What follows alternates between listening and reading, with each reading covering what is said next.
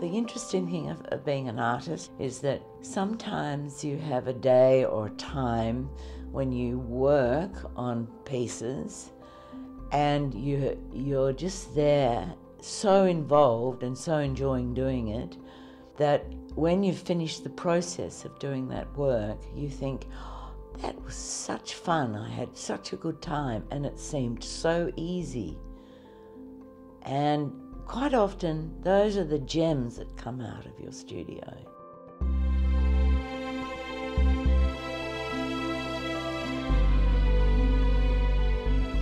I think that I'm a funny old chook. I do like a challenge, and clay does give you an amazing challenge.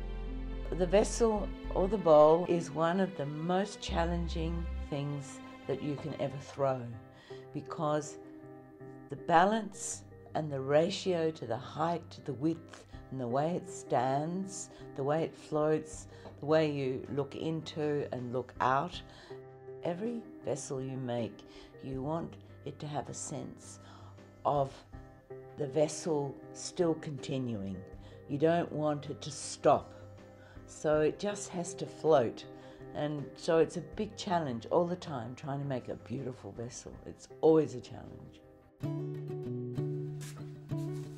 30 years ago, an amazing person walked into my life, and he loved making pots. So we used to rush around. We had a 1-ton truck, and we used to rush around to all the private school fetes and flog all our herbs and pots, which kept us going financially in those days. And sadly, after a year or so, that relationship finished, and I was quite devastated. So I locked myself away here for a number of weeks, making coiled wine goblets and little bowls and things. I had no idea about clay. He'd built a lovely little wood kiln out the back. I had no idea how to fire it. He'd managed to do it, so I thought I could do it all.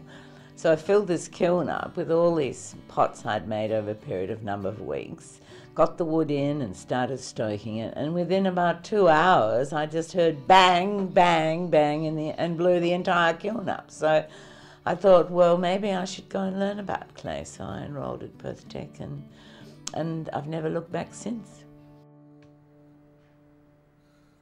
I've had a great advantage over the years that I've had lots of wonderful trips and journeys to different cultures, and so it's enabled me to go out of the studio and go into another space or place.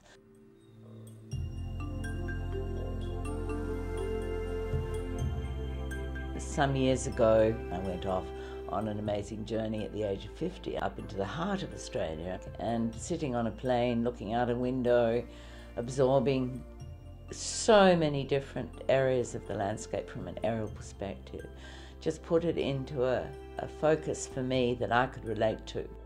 It gave me just this kaleidoscope of wonderful vision of breakaway country, just blobs of green everywhere, wonderful infinity in the deserts, lines, colours, shadows. It just reinforced that I could actually work in a much more abstract way with my work, depicting the Australian landscape.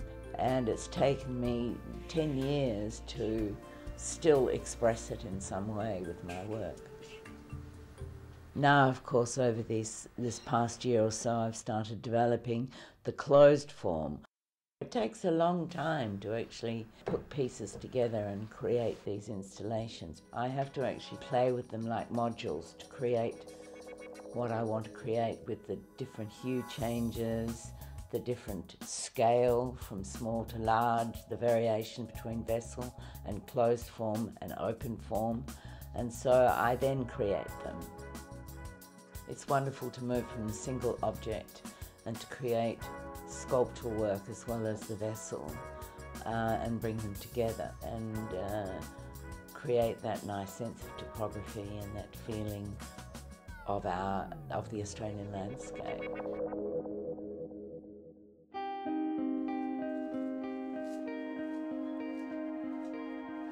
It's taken me a long time to feel confident to work in a much more minimal way.